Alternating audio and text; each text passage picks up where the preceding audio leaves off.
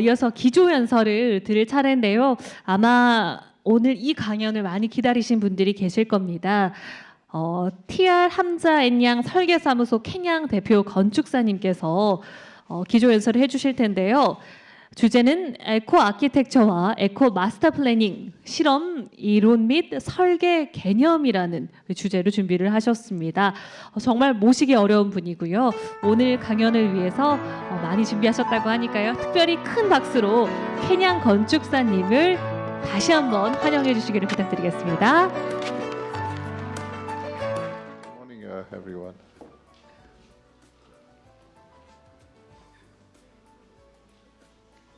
Could you just switch off the lights, please? Switch off the lights. Good. I'm going to talk today about the work I've been doing for the last 50 years or so about designing with nature. My approach to green design is as an ecologist, because ultimately the ecology of the earth is the baseline for everything that we do. And so I'm going to discuss with you, the ecological basis for design. Now, we have done terrible things to the environment, and this is an explanation of how it will come about. We have only one Earth. Could we just switch off the lights here because it's a little bit disconcerting? And around the Earth, there's this thin film called the biosphere, which is about 10,000 meters in height. And within this biosphere, there are units called ecosystems, and the biosphere has its own biogeochemical cycles. And this is what nature is. Nature is basically the biogeochemical cycles and the ecosystems. Now, the ecosystems is defined as consisting of communities of plants and animals and the physical environment, or as ecologists called it, body constituents and abiotic constituents acting together to form a whole. Now, forming a whole is very important because this is a property of organisms as against mechanical systems, because mechanical systems don't have this property of acting as a whole. Now, within this community of plants and animals, there's us as human beings. Now, we are part of nature, we're part of the animals and the organic community, but we're the most powerful. We're able to change climate, we're able to change landscapes, and now we're able to contaminate and change climate to the detriment of human society. But we as human beings, everything all right? Make artifacts. We make things more than any other species in nature. And in combination, our activities and the activities of our built environment and our production systems together is a cause of ineffective biointegration. And this is what's happening now. And so my whole life's work has been to see how we can address this by design. So now everything then centers upon, for me, biointegration. Now, in many ways, what we do as architects, engineers, and designers is very similar to what doctors do in prosthesis. Now, here's a poor gentleman with prosthetic device attached to him. It's prosthetic arm, prosthetic leg, prosthetic heart, prosthetic eyeballs. Now, the prosthetic device is artificial. It is synthetic. It is human-made. It is not organic. And the prosthetic device has to be attached to its host organism. In this case, it's a human being. Now, if you think about it, our buildings are like prosthetic devices. And everything in this biointegration, everything depends on effective biointegration. If the biointegration is not effective, then either the prosthesis break down or the host organisms affected. And so effective biointegration is key to prosthetic devices. Now, by analogy, our built environment, our buildings, like this building, is a proceeding device. It is artificial, it is synthetic, it is human-made, and it is mostly inorganic. Then what is this equivalent host organism? The answer is very simple. It's the biosphere. So everything then depends on how well we integrate our built environment with the biosphere. Now this then is a challenge of green design.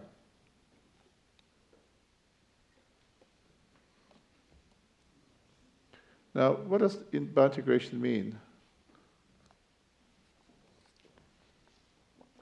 To me, there are two types of biointegration.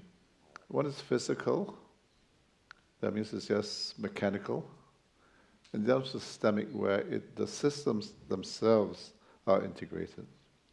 So let me just look at physical integration first.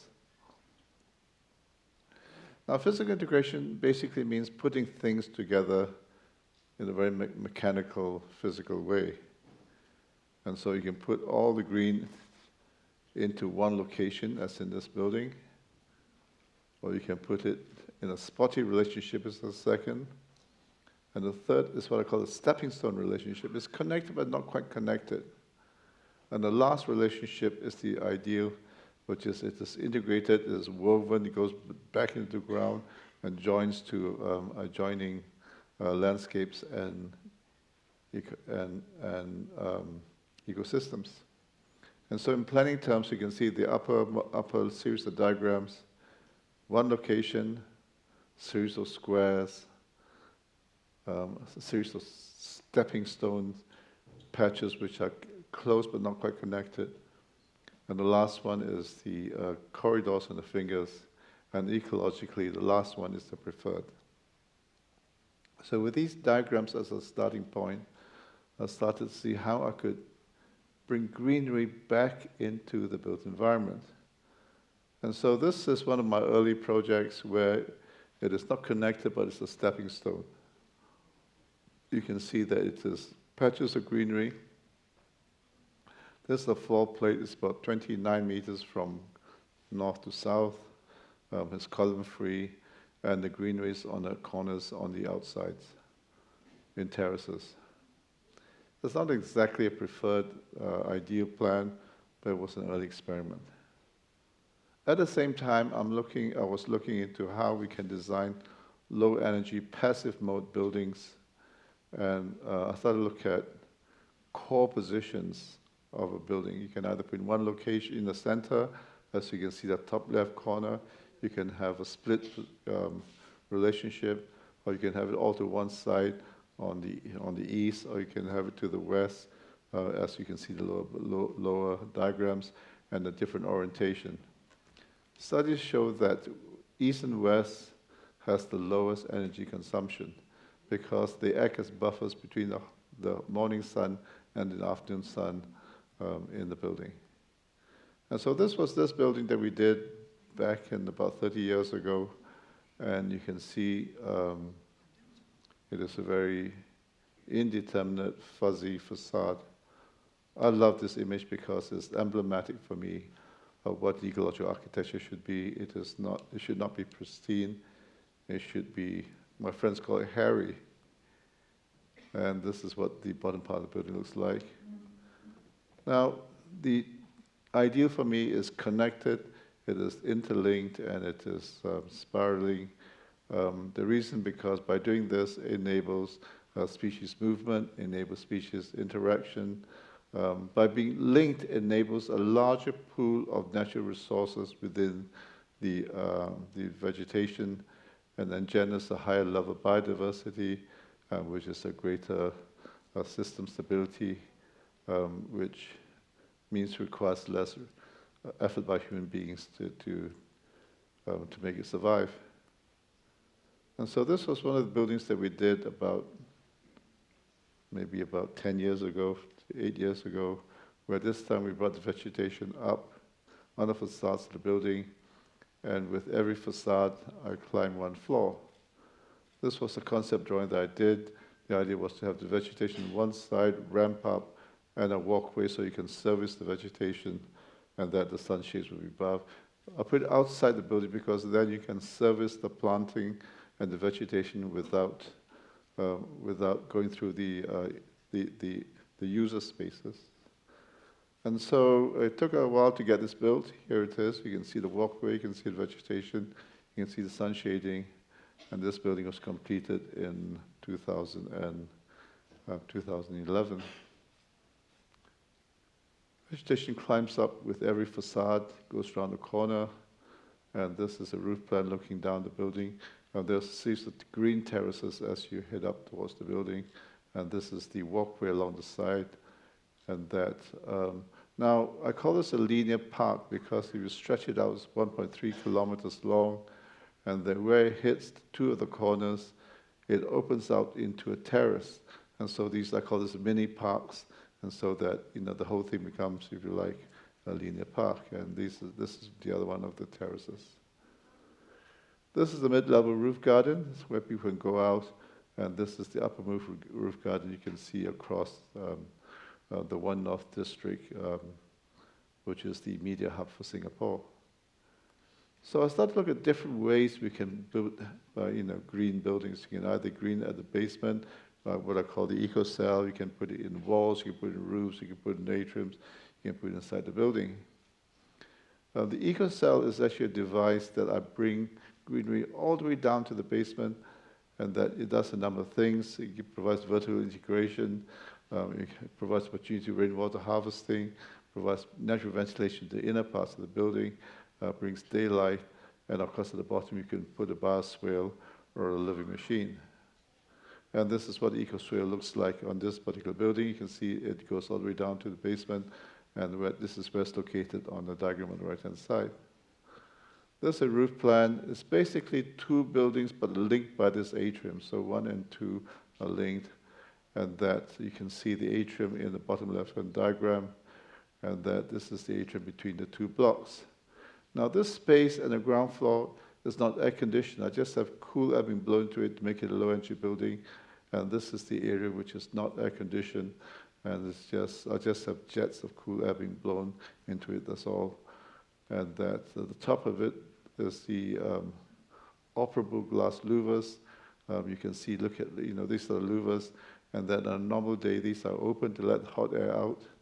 And or if it rains, it has automatic sensors that automatically shuts it. Now, a device that we started to experiment with is what I call the diagonal light shaft. It's a light shaft like an air well, which is not vertical, but it goes diagonally across the floor right down to the bottom. And so the people from the bottom will look all the way up, and the top will have a big opening, and this opens up to the atrium, and this is looking up from the bottom. And here's another view looking up towards the atrium. And this is the simulation of the daylight conditions around the floor. It's a fairly deep plan, so you can see the center of the floors are quite dark. But it's an office building, so people don't need that much. It's not a residential building. And the shape of the building was defined by the site plan and the master plan, which is done by the Iraqi architect Zaha Hadid. And so we had to follow the building form that she allocated for the site. And that's the top of the light shaft. And you can see the void. And this is looking down into the street, down the diagonal light shaft. Then the two blocks are linked by a bridge, sorry. And I'm sorry, this is not a very clear image. And there's a bridge linking the two blocks. And this is the building that we use a continuous landscaping. Now, the next level of integration is what I call systemic integration. That means the abiotic, the prosthetic device, and the biosphere are better fused into a living system. So back to this diagram, these are the different ways we could integrate. And this is a building we completed about 6 months ago. It's basically two blocks, which is V-shaped, and about 15 stories. And on the top row are the habitats we created in this project. Habitats on the ground, habitats within the terraces, habitats on the roof, and habitats within the building. And so systemic integration for me is creating habitats within the building form. And here it is. This is the building. It's the flyover. This was photographed on the 31st of August, our Independence Day. You can see the flag. We can see the facade under being constructed. You can see the crane on the right-hand side lifting the glass panels. And now what we did is, first thing we did was to prepare what we call a biodiversity matrix. The first thing we did was to locate the habitats within the development. That's the first stage. Second stage is to do research on the native fauna that we want to bring back into the site. Because the site's been devastated, it's been cleared, all you see is just red soil, and we want to rehabilitate it. So having created habitats, we try and identify the fauna that we want to bring back for feeding, for breeding, and for refuge. And then the next is to find the flora that will attract the fauna. And so this is the flora attract the fauna, and then with the body matrix, then we look at to see how they interact, and this becomes the basis from which we design the different habitats in the building. So we call this a biodiversity matrix approach, and in this way the whole building then becomes a living system rather than just an inert piece of building or building with just vegetation, which a lot of my imitators do. A lot of people who imitate my work just think you just put vegetation, different species in buildings, that's it. But here we actually look at the fauna and the flora, how they interact with the building, and to create a total living system. Now the building is in the capital city of Malaysia, in Putrajaya, and the long dotted line shows the axis leading to the Prime Minister's residence, which is on the right-hand side. And there you are, you can see the Prime Minister's residence, and there's our site down there. And then the site also has an access to a monument, which is at the end. You can see the monument, and it was also designed by us about 5-8 years earlier, and it's called the Millennium Monument, and here it is next to the Ministry of Finance building, seen from the waterfront. Then between the two buildings, I created a promenade, and the promenade is where people can eat and drink and relax, and becomes a lively place for people in the evenings. And the facade actually consists of, it's a double-skin facade, and the outer skin is a series of glass panels, which are not butt jointed, they're separated so that the air can flow through. And I use a pattern on the glass as a cultural pattern because this is in the capital city, had a Malay culture in it. And so, but only 50% of the glass has the fitted pattern on it. I wanted to create this as a jewel in the landscape, so we took the diamond as the metaphor, and that's why this explains the faceted facade. But the inner facade is flat, so it's only the glass which gives it its character.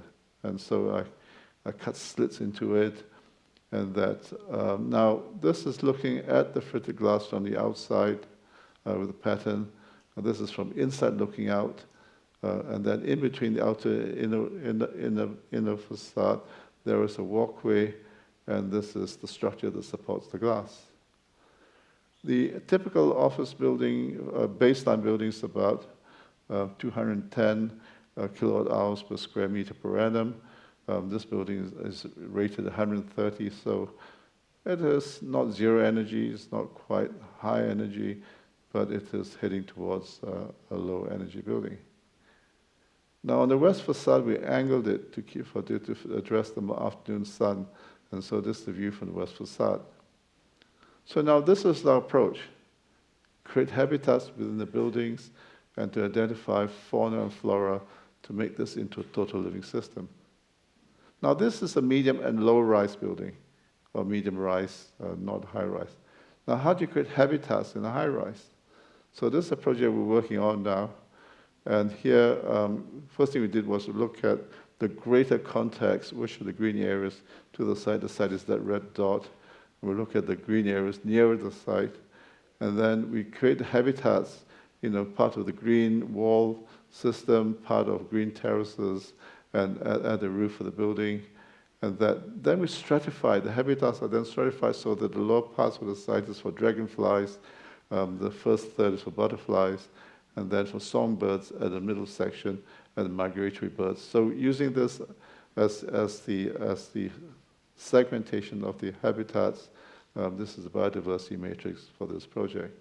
And so this is how we adopted the approach into a high-rise building. Now, then it occurred to me, our built environment is not nature-like. We should make it ecosystem-like, and that we should make our built environment into human-made ecosystems. And the ecosystem is actually ecology's model of nature. And so everything then depends on biointegration. So I started to look at the properties of the ecosystem, and I identified these are properties that we should try and emulate and imitate in our built environment.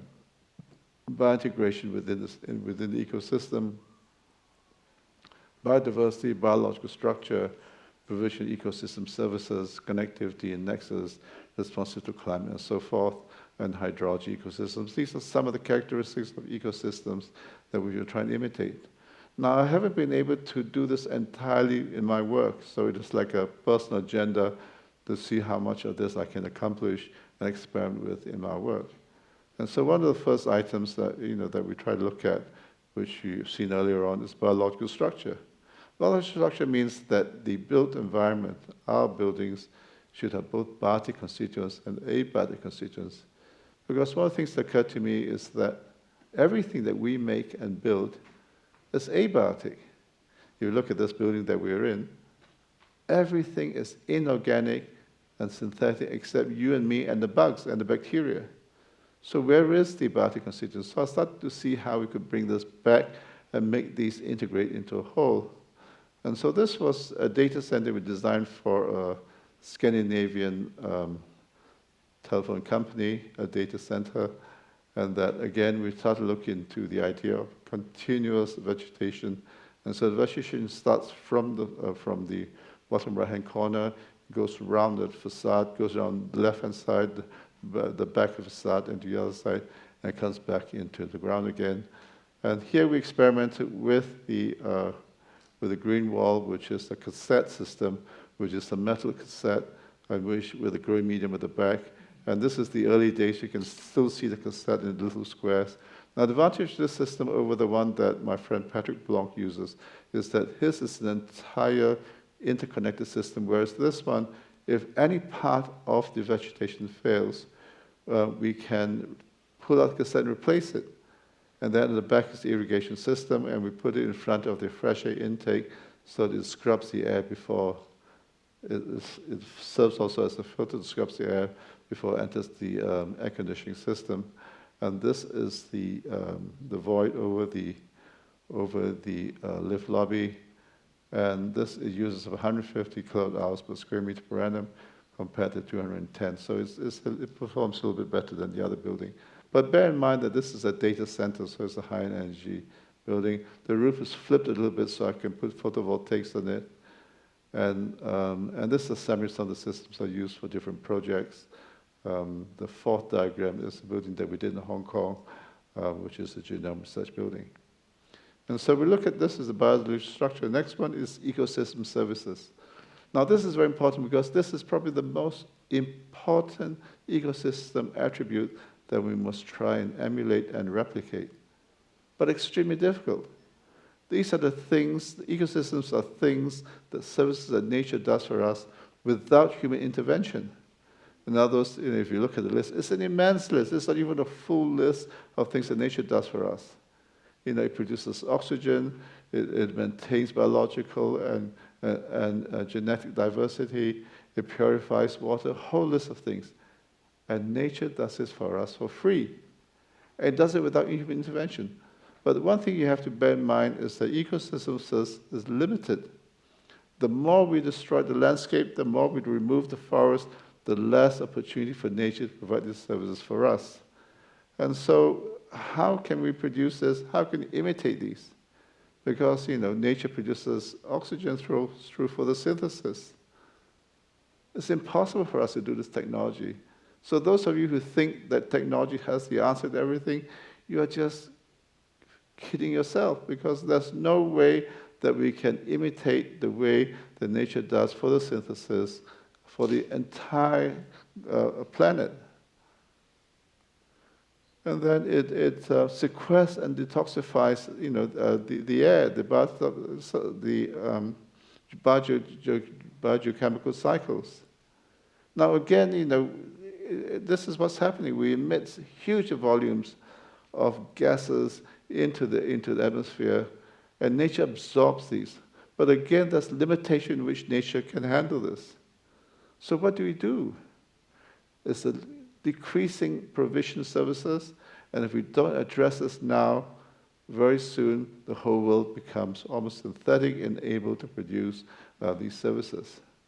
And so the solution that I propose, I've hinted at earlier on, is to augment our built environment with barter constituents and habitats.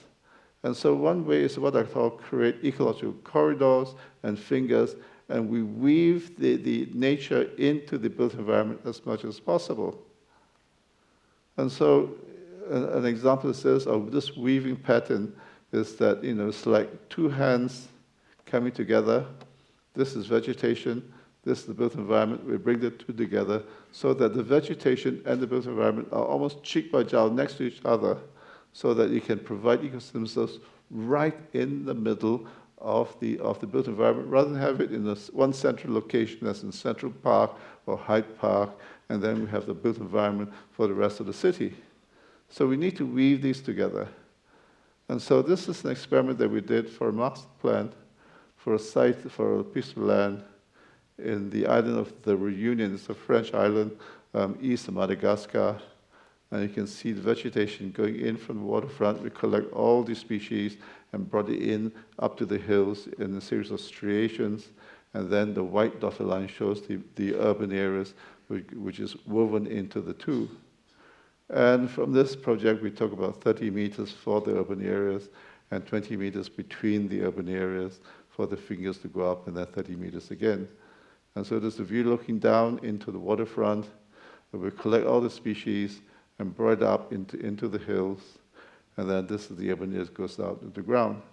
And so this is one way of bringing ecosystem services, but it is a big effort. We have to rethink, replanning our cities, replan our urban layouts so that the greening is continuous, it is linked, it creates a series of corridors, a series of fingers woven into our built system. So this is an idea that we are now working on as of our work. Now, nature is connected.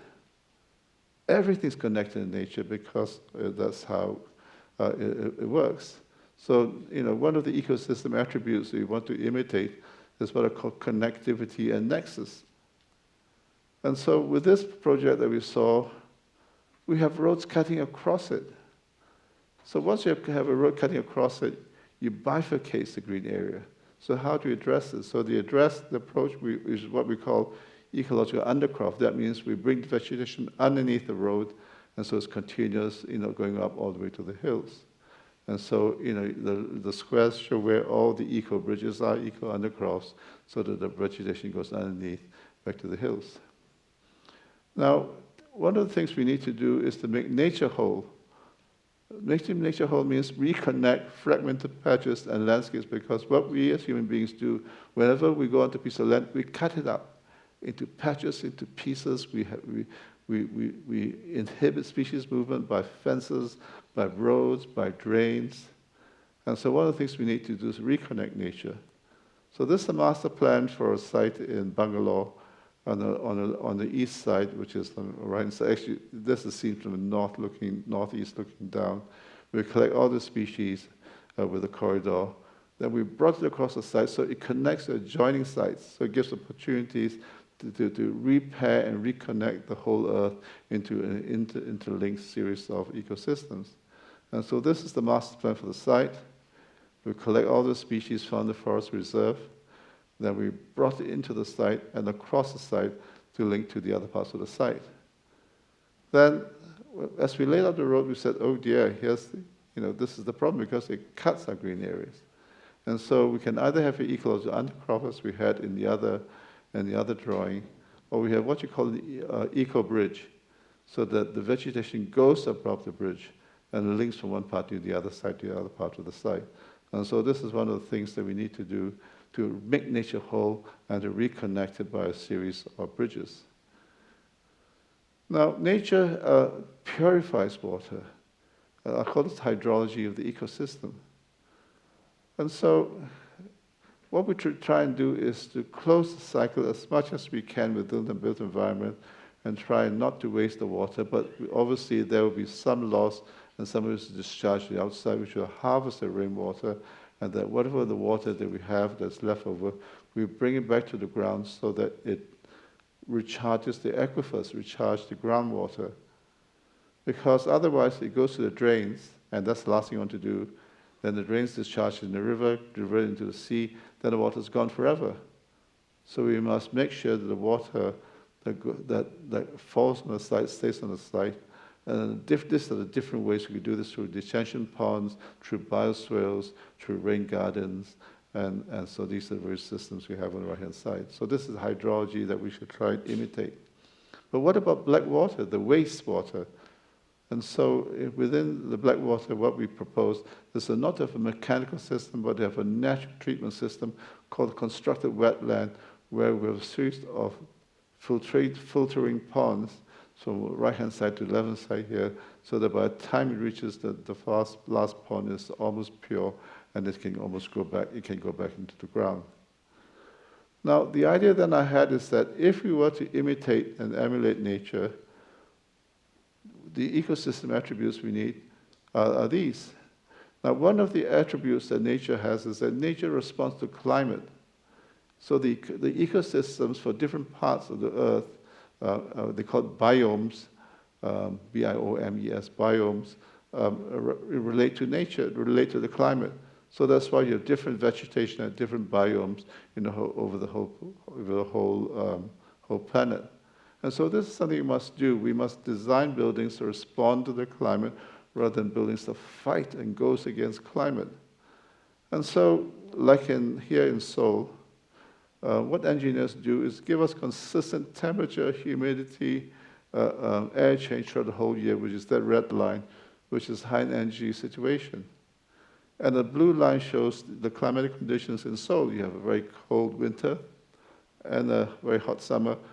For about 2 weeks in a year, it overheats. So the technique of climatic design is designing a low-energy passive mode building, and this is the start of all your architectural design. And some of the methods are on the right-hand side, by proper building orientation, by building configuration, by facade design, optimizing local energies, and so forth. Now, with bioclimatic design, you can improve the comfort conditions, as you can see in the red line, without the use of any energy, without the use of any mechanical electrical systems. But it can never equal the straight line of engineered system. But it improves the energy condition. And so the number of ways to do this, one of the ways I call it is the umbrella building. Umbrella building is an incredibly useful device because the umbrella is cybernetic.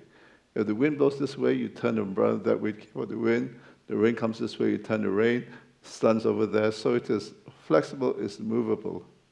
And that to me is my golden chalice. If I can able to design a building which is cybernetic, which is an umbrella that protects the building and the people below automatically, then that's my ideal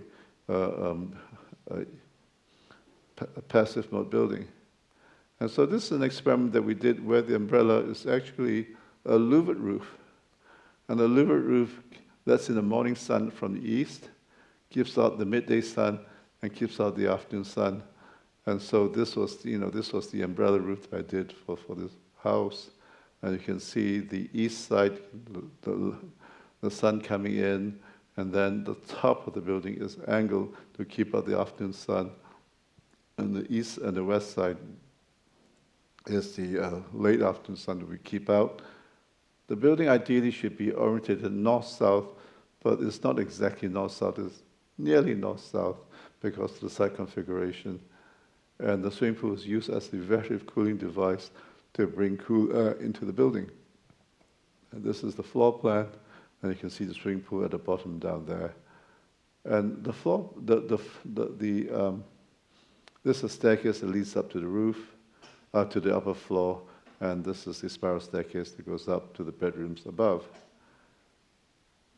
The building is designed so that it has cross ventilation north and south and east and west, and you can see that this is the entry point with the sun coming, with the wind coming in, and that the walls are angled so that it blurs the relationship between inside and outside, so it becomes, if you like, a series of courtyards rather than the building becomes a castle or isolated object within the plot. It uses about 642 kWh per square meter per annum as an energy efficiency index compared to a typical house, which is about 60. This is just photographed outside the house. You can see it's in the wild, and in the white square actually is a monkey. So you can see it's a pretty wild place. So this was done back in 1985, and I call this a canopy umbrella building, and this is another version of the umbrella building using a much more contemporary architecture and aesthetic. And here's another, and this is an umbrella which is actually the fritted glass again. This is a competition for a master plan that we won, and that this is a university hub, and this is the aerial view of the hub, and this is another view of the hub in this university complex. For train station, this is, so this is another canopy for a site, and you see regular shaped canopy over the buildings below. And for a cold climate like in Korea, this is in Beijing, which is latitude 40 degrees. We had a canopy over the station, which is this shape, and that it looks like a dragon in some ways. And this was the scheme that we had. But it's a perforated roof. It is not a solid roof, so the hot air can go out. And then this is the station master plan. Now, for a really cold climate, which is in London, which is 52 degrees above the equator, here it is in London. You can see Seoul is so on the right-hand side. It's about 20. Seoul is about 39 degrees above the equator. This is even colder than Seoul, and so this is the different techniques. So with the climate on the outside is the blue line. With passive mode, bioclimatic design can improve comfort conditions. But the yellow dotted line is what I call mixed mode. That means some mechanical electrical systems. And then the fine dotted line is renewable energy. And so this is a series of ways to bring the building to as close to net zero as possible. But you cannot match the conditions of the red line because it's extremely difficult, because that is a high energy situation. So this is a hospital extension that we did in London, which is the extension to the Great Ormond Street Children's Hospital, where we use mixed mode. And here what we did was we put a flue in front of the building. It's a glass flue that sucks up the air during the mid-season. Mid-season means the spring and autumn, and that the last 3 floors is the cafe, and it sucks up the air and all the way up to the top. And so it has a series of valves at the bottom that sucks up the air, and then the valves on the top that releases it. And that by doing this, we extend the mid-seasons, spring and autumn, into the winter, into the summer, so that this reduces the period for heating and cooling. So this was what I call a mixed mode system, and this is what it looks like from the street level. And that's the roof plan of the building. It was completed back in 2011. And so here you are, this our method for designing a low-energy building, a series of steps from bioclimatic design to mixed mode design to a renewable energy design, leading towards almost a net zero energy. This was a design for a building in which we said, what happens if the building itself becomes a power station? And so this was the building where we put embedded photovoltaics into the glass, and with every angled plane, it's actually 2 floors. And so this is a 12-story building, and this was an experiment. We haven't been able to get this built yet, We haven't got client consent to go ahead. And so then I thought, here we are as architects. We're going around designing green buildings, which what a lot of you and me are doing. Then I thought, are we doing the right thing? What we should be doing is, in my opinion, designing green infrastructure.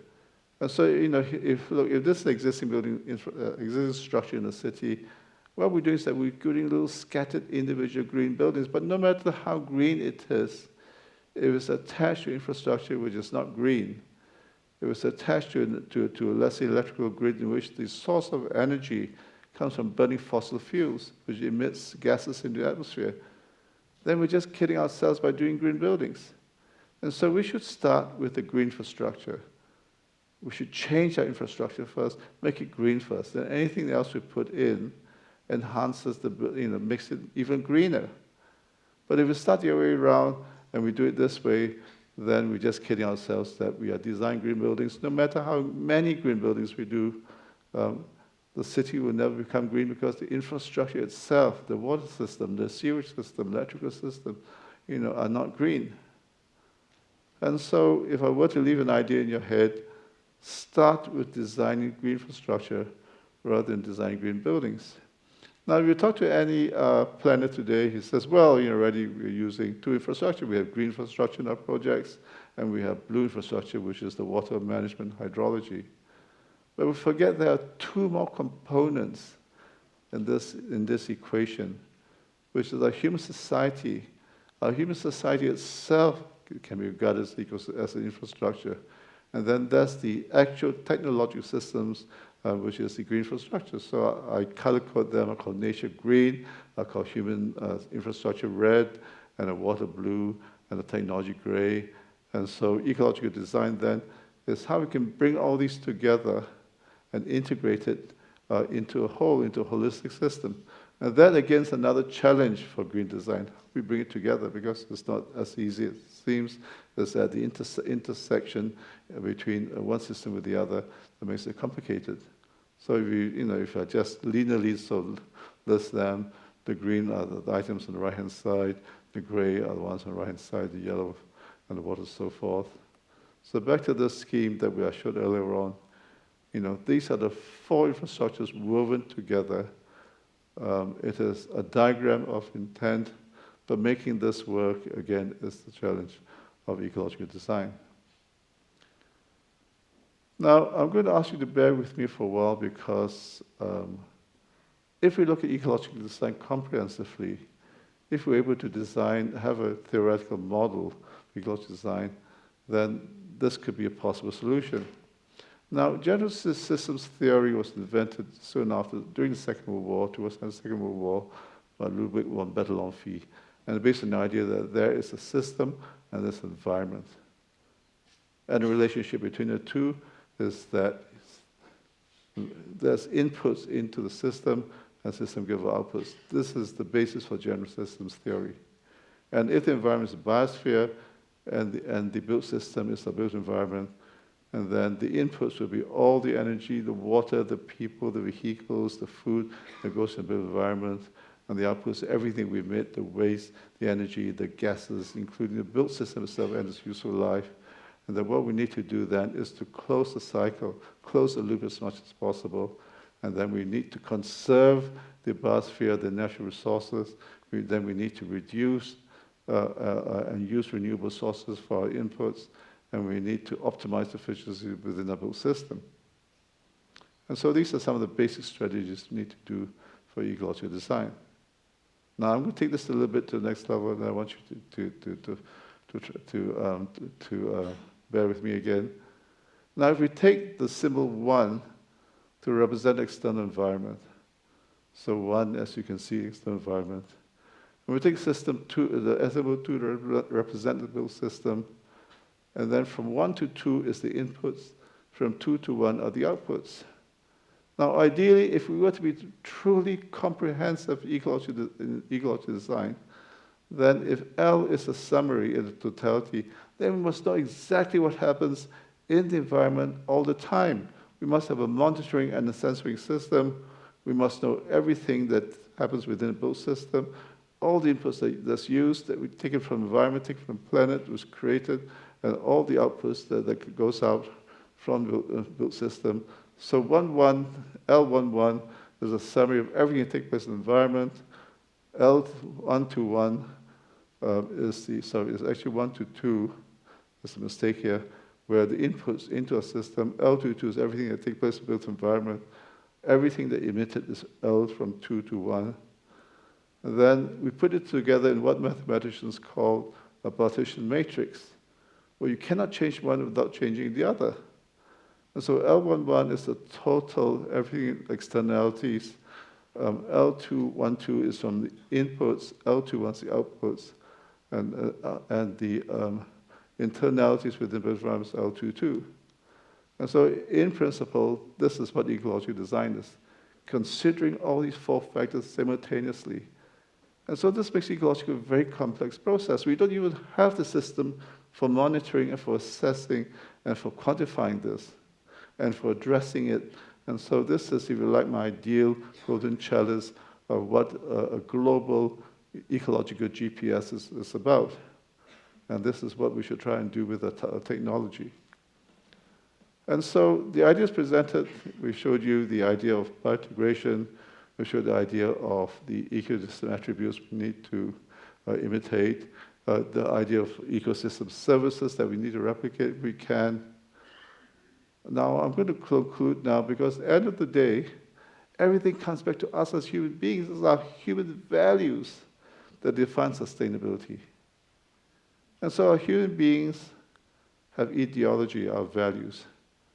And values determine how we see nature.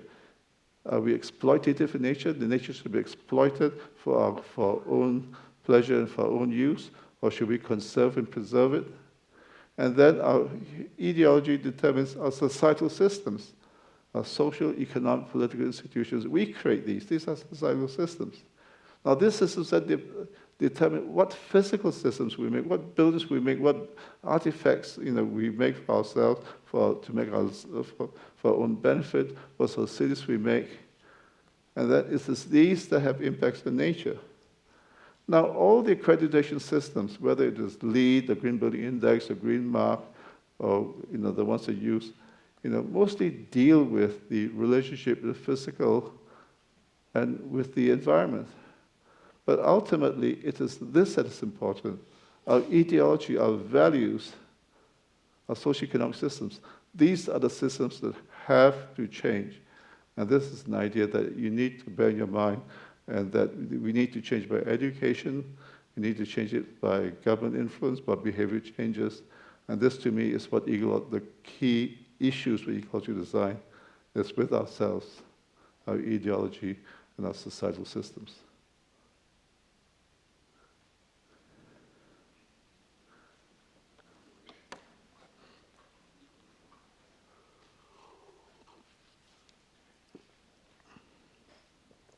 Well, that's it.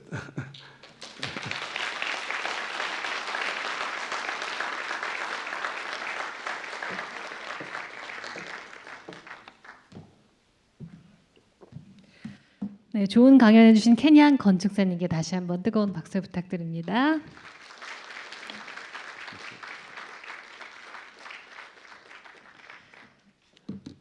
네, 오랜 시간 함께해 주셔서 진심으로 감사의 말씀 드리겠고요. 이것으로 2018 녹색건축한마당 개막 행사를 모두 마치겠습니다. 2018 녹색건축한마당 정말 많은 행사 저희가 1년에 가깝게 준비를 했으니까요. 꼼꼼하게 둘러보시고요. 또 좋은 하루, 또 좋은 가을날 되시길 바라겠습니다. 고맙습니다.